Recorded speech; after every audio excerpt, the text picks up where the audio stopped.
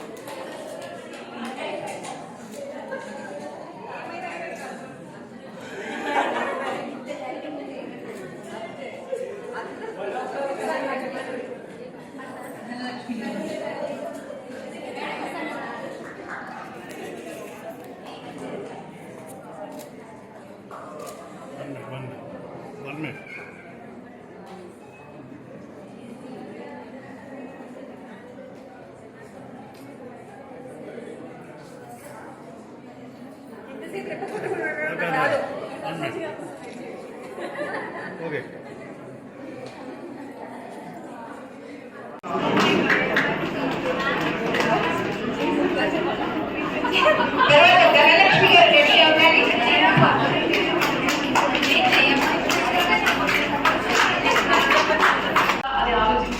పిల్లలకి government schools ఉన్నాయి, చాలా ఉంటాయి, వాటిలో జాయిన్ చేయండి. తక్కువ వయసు మనకి పిల్లల స్టడీస్ అనేది కంప్లీట్ అవుతుంది.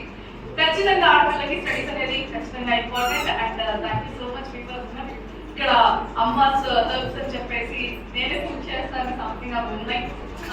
దాని నుంచి కొంత ఉపాధి కలుగుతుంది అంటే ఖచ్చితంగా నేను దానికి హెల్ప్ చేస్తాను. యాజ్ ఇన్ఫ్లుయెన్సర్ గా నాకు ఆ వీడియో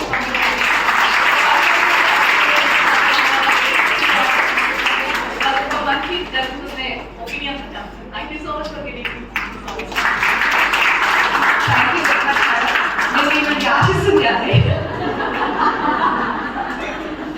ఒక్క రీల్లో మమ్మల్ని ట్యాగ్ చేయండి మేడం.